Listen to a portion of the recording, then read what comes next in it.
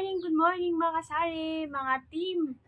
Kasari ko dyan, mga team, nanay ko dyan, and sa lahat ng viewers and subscribers ko. Magandang umaga sa ating lahat.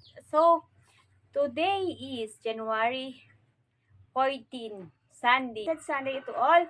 And kahapon, wala akong update kasi nga pumunta ako ng grocery and talaga namang kapag ganitong malapit na yung Valentine's Day and weekends, asahan mo na marami talagang tao sa grocery. And kahapon nga, nag-grocery ako at talaga namang super ang tao. Parang nakikipagpalitan ka na ng mukha sa bilihan ko ng mga school supplies and candies ko. Today, happy naman ako na kahit ganun yung eksena doon sa bilihan ng mga school supplies, happy naman ako kasi nga may binigay si supplier. So, ito yung kanyang binigay sa akin. Say, Christmas gift ni supplier. So, shout out, Tikangen. Tikangen, ano ba to? Ano bang pangalan? Plastic Center. Shout out. Maraming salamat sa regalo. So, ito. 16 inches na desk fan. And, ito. May bag. And, may pakumot pa si supplier. Yan, yung kumot na binigay niya. Talaga namang makapal. Sakto sa ngayong malamig ang panahon. So once again, sa Tikangen Plastic Center, kay Old Public Market sa Santiago City, maraming salamat kay Kuya Balong. Thank you sa aking Christmas gift. Ito yung mga bagay na nagpapahappy sa mga tindera kapag sila ay nakaka-receive ng mga Christmas gift from supplier. So, ito nga. So, meron na akong desk fan and may kumot plus may pabag. So, thank you. Ito nga yung aking na-family kahapon, mga sis. Medyo mabigat. Wait, box na to. Ito is nagkakahalaga na 1,385 pesos. So, tingnan natin mga sis kung ano yung mga na-family ko kahapon. So, yan. Na-open na natin. Open natin si box. Tingnan natin kung magkano natin ibebenta yung mga items na to na nabili ko kahapon. So, dahil nga malapit na yung Valentine's, so bumili na ako ng mga ganito.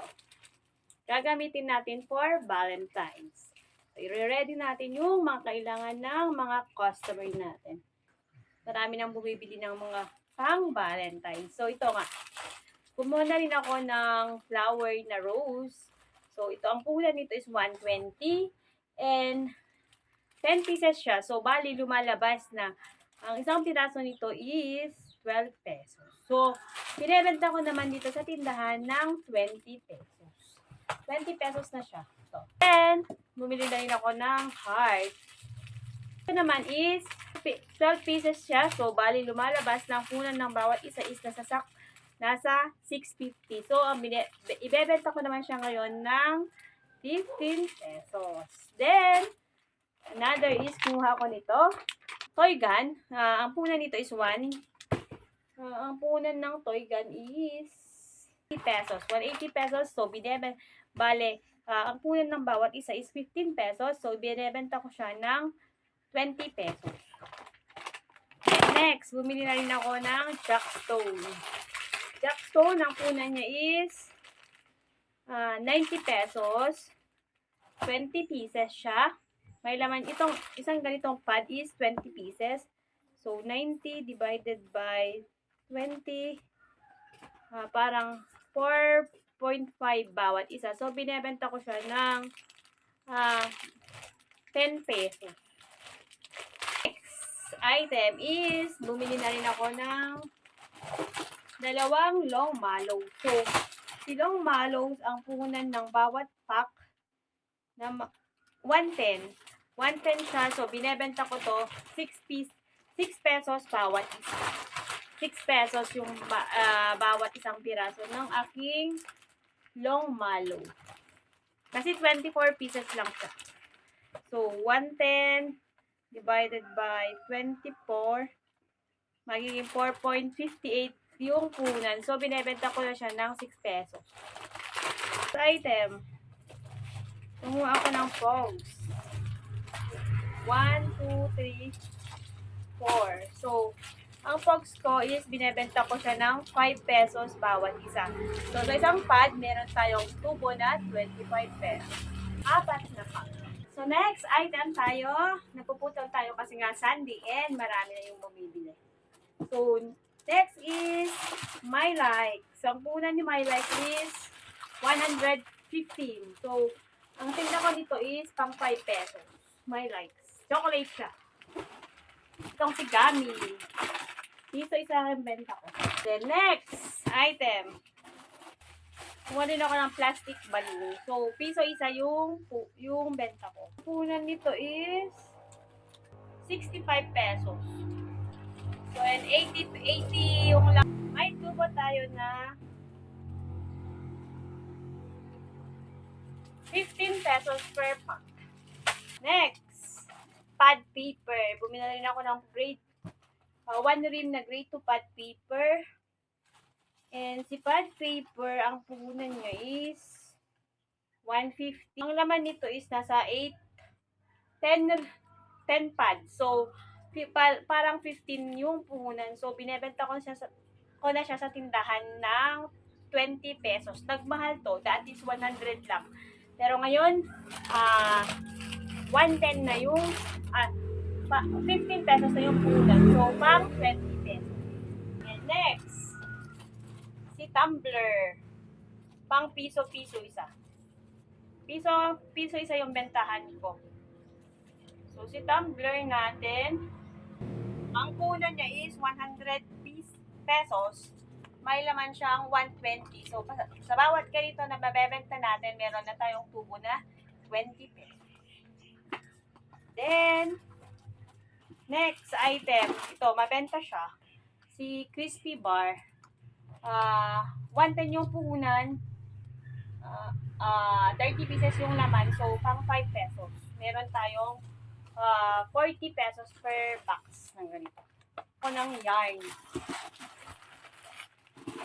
Marami na kasing naghahanap sa mga high school students. So, 5 yarn. 5 na yarn. 5 yarn. Ang punan ng yarn is, magkano ba yung yarn na yan? 80 pesos yung bawat isang ganito. May laman siyang 1, 2, 3, 4, 5, 6, 7, 8, 9, 10. So, 80 pesos per pack. Then yung laman pang 15 pesos. Yung bentahan. Bumila rin ako ito. Heart ball pen. So, si heart ball pen, ang puhunan niya is 90 pesos. And ang laman niya is 2, 4, 6, 8, 10, 12. So, 90 divided by 12. Parang 850 yung puhunan. So, ibebenta ko ito ng 15 pesos. Bumili rin ako ng gumberry. So, dalawang gumberry. So, ang gumberry, ang puhunan niya is 30 pesos. So, 30 pesos yung bawat ganito and meron siyang lamang 1, 2, 3, 4, 5, 6, 7, 8, 9, 10, 11, 12. So, 30 divided by 12, 250 pang 5 pesos. Gambel. Then, isa pang plastic balloon. Then, next, dalawang Mongol pen. So, ang Mongol pen, ang puhunan niya is 85 pesos. So, 85, meron siyang lamang, ilan bang laman nito? 12 pieces. So, pag 85 per box, divided by 12, lumalabas ng puhunan nito is 7 pesos bawat isa. So, pang 10 pesos ko siya binebenta. Crispy bar na chocolate naman siya. So, pang 5 pesos pa rin kasi 110 yung punan. Pang 5 pesos, ang punan nito is 90 pesos. And may laman siyang 24 pieces. So, pang 5 pesos ko siya. Ito, bagong bili ko lang to, is Snacky Chocolate. So, si Snacky Chocolate, ang punan niya is, saan na yan? 110, so pang 5 pesos pa rin. Snacky Chocolate, pang 5 pesos. Then, next, si Sisi. So, pang 5 pesos. Ito, si fruit board na milk tea, pang 5 pesos ko. 100 yung punan. So, medyo malaki yung tubo natin dito. Then, next, si Strong Candy. Pang 5 pesos ko siya tinitinda. Ang punan nito is 75 pesos. So, sa bawat ganito, meron tayong tubo na 25 pesos. Then, another, bubble gum. 100 pesos yung punan. 120 yung laman. So, meron tayong tubo na 20 pesos. So, magkaiba lang yung kinuha ko. Same yung punan. So, pang piso piece. Si How How, kumuha ko ng dalawa. 40 pieces yung laman. And si How How, ang puya niya is 30 pesos. So, binebenta ko na si How How, 5. Another is ito, si Jelly Plate. So, ito is 155. Binebenta ko siya 5 pesos bawat isa. And mas masarap siya ito pag naka-freeze. So, freeze ko siya and binebenta ko siya ng pang 5 pesos. And ito rin, si Cola, pang 5 pesos. Masarap siya kapag naka-freeze. So, freeze ko muna siya bago ko siya tinitinda. Pero depende na rin sa mga bata kung gusto nila naka-freeze or hindi. So, pang 5 pesos, 100 yung puhunan. So, sa bawat ganito, meron tayong 50 pesos na tubo. Next, bumili na rin ako ng dalawang grade 1 pad. So, ang grade 1 pad ko na dati is 15 pesos, pero ngayon 20 pesos na. Kasi nga, nagtaas na yung puhunan. Naging 15 pesos na per pad yung puhunan niya. So, lollipop. Bumili ako ng isa, pang 5 pesos. Then, another lollipop, pang 5 pesos pa rin. So, ito yung mga napamili ko na paninda from sa aking supplier worth of 4,445 pesos. So, yan. So, yan. Tapos na tayo sa tax.